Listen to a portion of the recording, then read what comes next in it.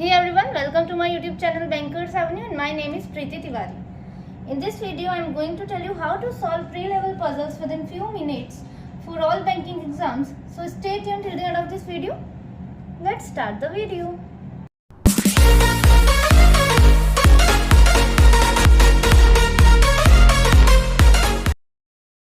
Hindi medium वालों के लिए क्वेश्चन मैंने स्क्रीन पर लगा दिया है, वहां से रीड कर लीजिए.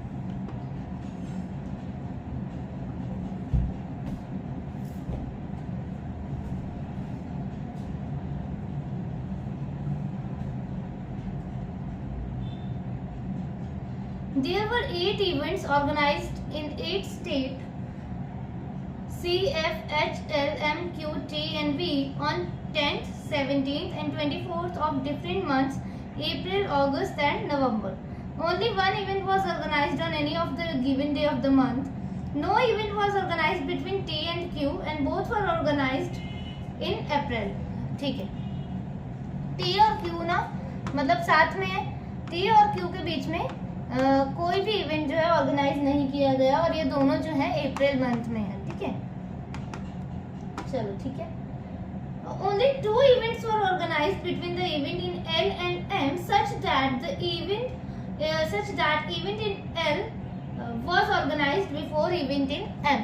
ठीक है, L जो है पहले है M से और इन दोनों के बीच में 2 का डिफरेंस है. ठीक है, event in C and F were organized on 10th August and 17th November respectively. जब भी ये लोग respectively लिख देते हैं ना, इसका मतलब जैसा इन्होंने दिया है वैसा ही है.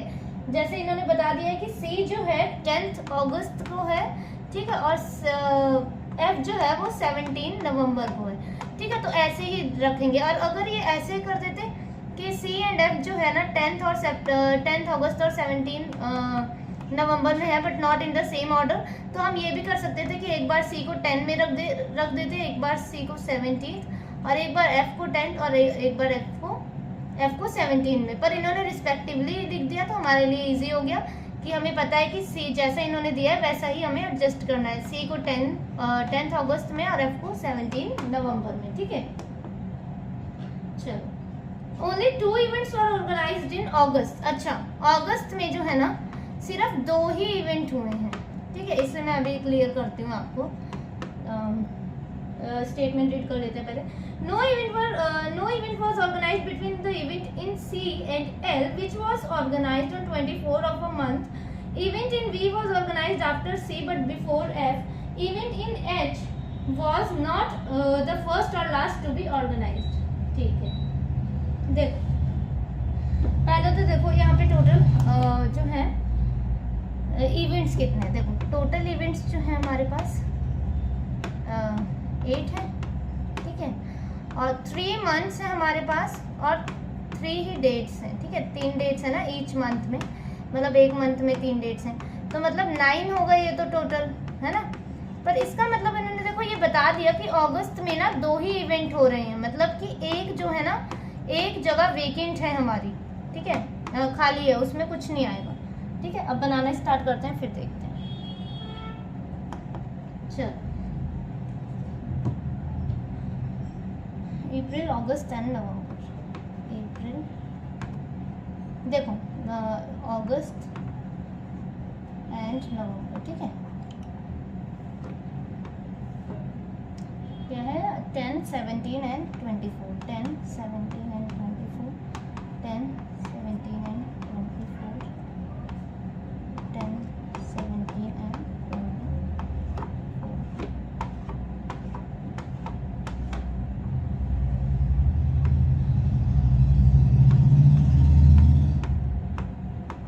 ठीक है, ठीक है. चलो देखो, पहले तो हम ये C और F वाला ही रख देते हैं. इन्होंने बता रखा है C जो है 10th में है. ठीक है, C जो है 10 अगस्त को है और F जो है 17 नवंबर को है. तो ठीक है, और क्या बोला है देखो, C से एक कंडीशन थी हमारी कि हाँ उसी के जस्ट नीचे लाइन में और 2 ही इवेंट है अगस्त में. ठीक है, मतलब एक इवेंट यहाँ पर मतलब एक जगह वेकेंट है हमारी. ठीक है, ये आप समझ लो. No event was organized between C and L which was organized on 24th of a month. देखो C और L के बीच में कोई भी नहीं है, कोई भी इवेंट नहीं है, मतलब साथ में आएंगे एल जो है ना वो 24 में है, एल जो है 24 में है, ठीक है, किसी भी मंथ में 24 डेट में ही आएगा। तो एल के लिए एक ये कंडीशन हो सकती है, सी और एल के बीच में कोई नहीं है, और या तो ये हो सकता है कि एल को हम यहाँ रख दें और ये जगह वेकेंट हो सकती है ना, ये भी हो सकता है। चलो एक जगह एल यहाँ आ गया और एक जगह एल यहाँ आ गया। अब एल को हमने यहाँ रख दिया तो देखो 2 इवेंट हो गए ना इसमें, तो ये जगह वेकेंट है हमारी, ठीक है। अब देखो एल और एम से एक कंडीशन कनेक्ट थी कि एल और एम के बीच में 2 है और एल जो है एम से पहले है, तो 2 छोड़कर एम यहीं आ सकता है, ठीक है।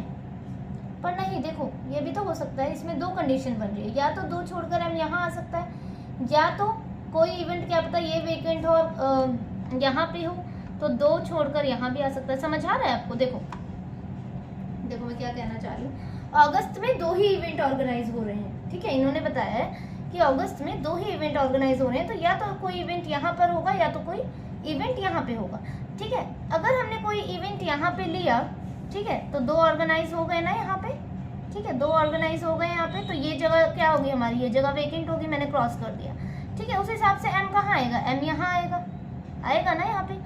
यहाँ पे तो एम आ नहीं सकता क्योंकि 3 इवेंट तो अगस्त में हो ही नहीं रहे हैं ना, तो इसलिए एम यहाँ आएगा। चलो एक कंडीशन ये है कि अगर कोई इवेंट यहाँ आया तो ये जगह वेकेंट होगी, ठीक है। एक कंडीशन ये भी तो हो सकती है, क्या पता यहाँ पर आए कोई इवेंट और ये जगह वेकेंट होती है, यहाँ पे मैंने क्रॉस किया ऐसे, तो देखो कहाँ पे आ सकता है, तो भी 1 2, क्योंकि 2 इवेंट ऑर्गेनाइज हो रहे हैं, ठीक है। उन्होंने लिखा है कि 2 events were organise between the event in L and M, तो 2 इवेंट्स, 2 प्लेसेस नहीं लिखा है। अगर 2 प्लेस बोलते तो हम कर सकते थे, पर 2 इवेंट्स, तो देखो अगर यहाँ पे वेकेंट है एक जगह, तो मैंने यहाँ पे दिखाई है आपको, ठीक है। अभी तो देखो क्या बोल रहे हैं, एल यहाँ, तो 2 छोड़कर एम यहाँ, फिर भी एम यहाँ ही आएगा, आएगा ना, ठीक है। इस कंडीशन को हम अभी लेते हैं, 2 छोड़कर यहाँ पे रख देते हैं एम, यहाँ पे तो रख सकते हैं क्योंकि यहाँ तो 2 ऑर्गेनाइज हो गए हैं, है ना। इसमें कंफ्यूज मत होना, देखो कोई इवेंट आएगा या तो यहाँ आएगा, यहाँ या तो यहाँ आएगा, कोई भी जगह में आएगा, एम हमारा यहीं एडजस्ट हो रहा है, बस ये ध्यान रखो आप एम यहाँ आ रहा है, ठीक है।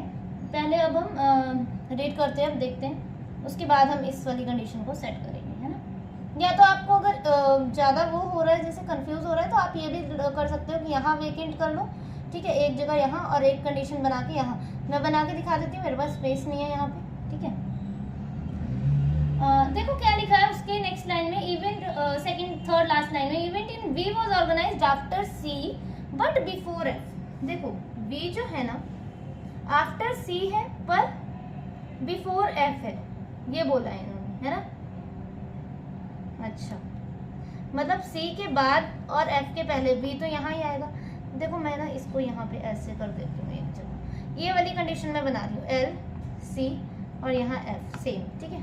अब कंफ्यूज नहीं होगी, अब कोई कंफ्यूजन नहीं होगी आपको। देखो हमें ये तो पता है अगस्त में 2 ही इवेंट ऑर्गेनाइज हो रहे हैं, तो एक जगह एक बार हमने वेकेंट यहाँ ले लिया और एक जगह ये कुछ नहीं है, वेकेंट यहाँ ले लिया हमने, ठीक है। अब सी एल और एम के बीच में 2 होने चाहिए, तो एक इवेंट यहाँ आ जाएगा, एक इवेंट यहाँ और एम हमारा यहाँ, ठीक है। सेम एल और एम के बीच में 2 इवेंट होने चाहिए, तो एक इवेंट यहाँ एक इवेंट यहाँ होगा, तो एम हमारा यहाँ हो जाएगा, ठीक है। अब क्या बोल रहे हैं, वी जो है आफ्टर सी है बट बिफोर एफ है, तो वी के लिए यही जगह दिख रही है और इसमें ये आफ्टर सी बिफोर एफ, ठीक है, इतना हो गया। अब क्या बोल रहे हैं, अब देखते हैं, no event was organised between T and Q और both were organised in April, मतलब टी क्यू यहाँ आएंगे हमारे, ठीक है। और देखो इसी में लास्ट लाइन में लिखा है एच जो है ना फर्स्ट और लास्ट में नहीं आ सकता, एच जो है फर्स्ट और लास्ट में नहीं आ सकता, इसका मतलब एच यहाँ ही आएगा, पर हमने टी और क्यू को भी तो यहीं कहीं रखना है। एच अगर मैं यहाँ रख दूँ तो टी और क्यू कहाँ जाएगा, इसका मतलब ये कंडीशन हमारी हो गई गलत, ठीक है। ठीक है, अब इसमें देखो फर्स्ट और लास्ट में नहीं आएगा इस वाली भी कंडीशन में, तो एच यहीं आ सकता है, ये भी कंडीशन गलत होगी क्योंकि टी और क्यू तो हमने अप्रैल में ही एडजस्ट करना है, उन्होंने लिख रखा है। इसमें फर्स्ट में नहीं आएगा एच, ठीक है, तो लास्ट तो चलो एम है, यहाँ नहीं आएगा, मतलब एच यहाँ आ सकता है या तो फिर यहाँ आ सकता है, ठीक है। अगर एच को देखो यहाँ रख दिया तो टी और क्यू तो अलग अलग हो जाएंगे, पर हमने टी और क्यू को अलग नहीं करना, उन्हें साथ ही रखना। उन्होंने बोला है no event was organised between the event in T and Q, T और क्यू के बीच में कोई भी इवेंट ऑर्गेनाइज नहीं हुआ, इसका मतलब एच यहाँ नहीं आएगा, एच यहाँ आएगा, और टी और क्यू यहाँ या तो फिर यहाँ। देखो टी और क्यू के बारे में और कुछ हमें मेंशन नहीं कर रखा क्वेश्चन में, तो अकॉर्डिंग टू क्वेश्चन हम इसे ऑल्टर कर देंगे, ठीक है। अगर वो बोलेंगे टी 10 अप्रैल में है तो क्यू को 17 में कर देना, और अगर बोलेंगे क्यू जो है टी से पहले है तो क्यू को 10 में कर देना और टी को 17 में कर देना। So this is our final arrangement, ठीक है। टी क्यू यहाँ पे H C vacant L V F M, ठीक है। नेक्स्ट वाली देखते हैं। 9 students J, K, L, M, N, O, P, Q, and R have different roll numbers. The roll numbers are nothing but the first 9 multiples of 9 arranged from bottom 9 to top 81, ठीक है।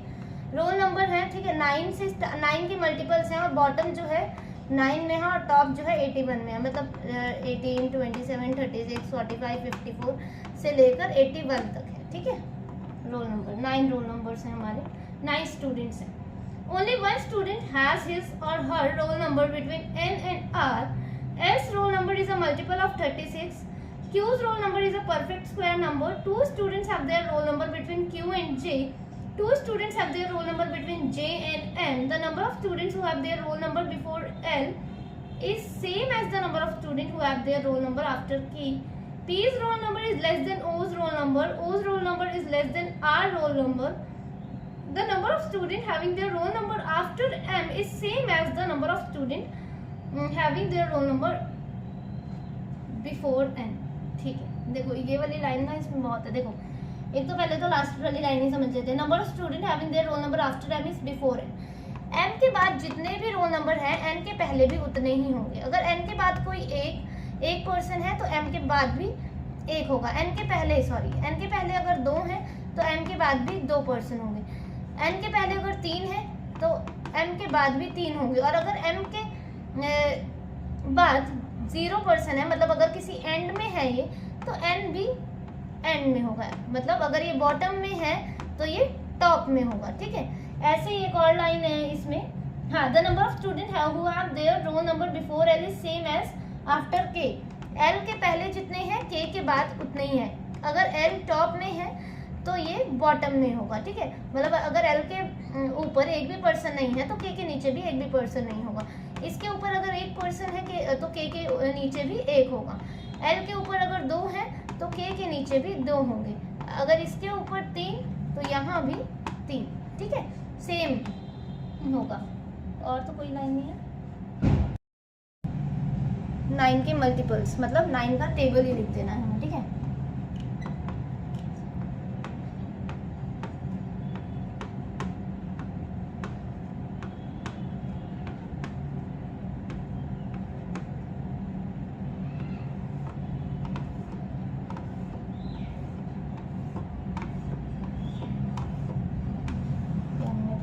Chart तैयार कर लिया, ठीक है।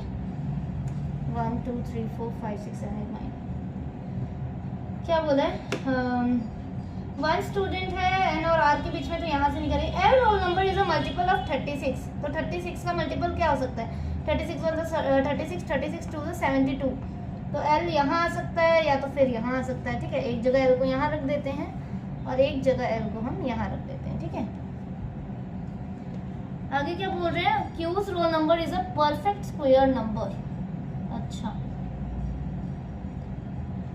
Q का जो है ना परफेक्ट स्क्वायर नंबर है, तो वो Q का कहाँ आ सकता है, 3 में आ सकता है। 3 का स्क्वायर 9, 4 का 16, 5 का 25, 6 का 36, 7 नहीं है, 8 नहीं है और 9। अच्छा,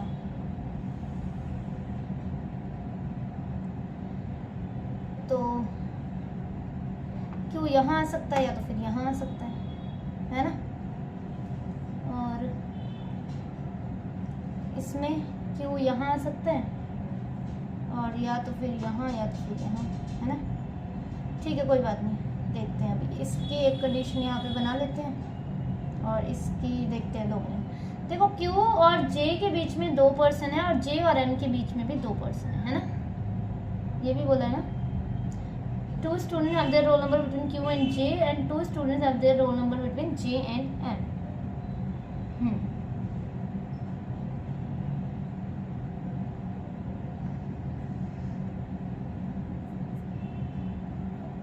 बाद में देखते हैं। और क्या बोला, 2 people, the number of student have, ये वाला सेट करते हैं। The number of student who have their roll number between before L is same as after K. L के पहले जितने हैं के बाद भी उतने, एल के पहले 1 2 3 4 5, तो के बाद भी 5 होने चाहिए। 1 2 3 4 5, तो के कहाँ आ जाएगा हमारा यहाँ। एल के पहले जितने हैं के बाद उतने, एल के पहले 1 तो के बाद 1, एल के पहले 1 तो के बाद 1, ठीक है, ये हो गया हमारा। और क्या बोल रहे हैं, P's roll number is less than O, और ओ का आर से कम है, ठीक है। The number of student having the roll number after N is same as before N.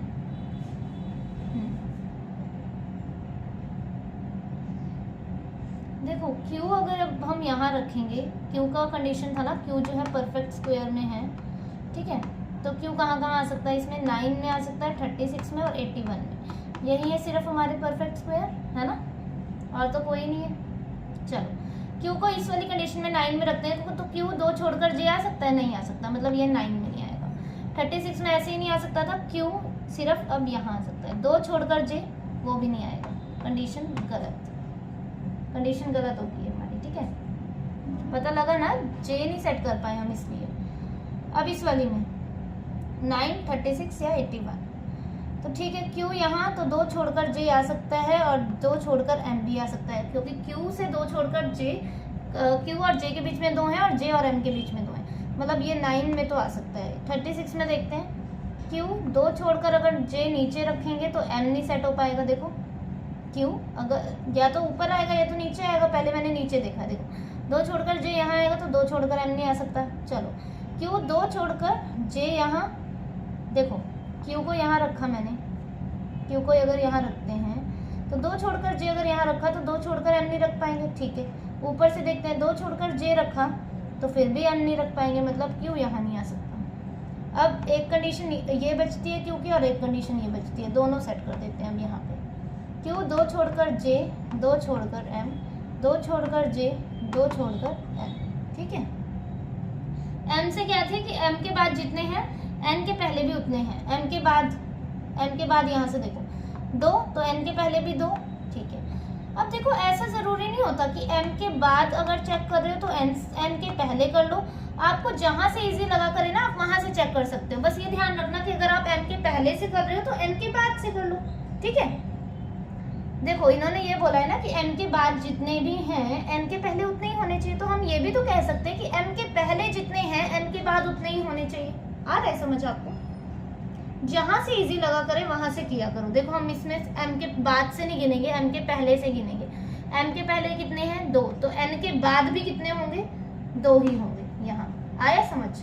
हमने ये वाला नहीं गिना कि एम के बाद और एन के पहले, ठीक है, हमने इसका उल्टा गिन लिया क्योंकि हमारे को इजी इसी में पड़ रहा था। देखो एम के पहले 2, एन के बाद 2 कर दिए हमने सेट, और अगर और यहाँ से हमको एम के बाद से इजी पड़ रहा था, एम के बाद 2, एन के पहले, ठीक है। बस इसमें याद कर रखना अगर उसके पहले से तो उसके बाद से एडजस्ट कर दो, ठीक है।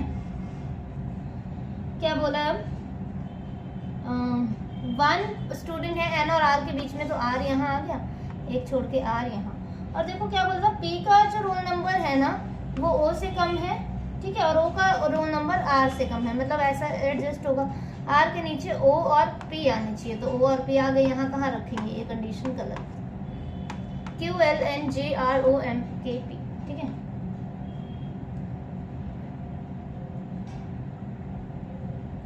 So this is our today's video, ठीक है। You can join my Telegram channel, Bankers Avenue. Okay, thank you for watching the video.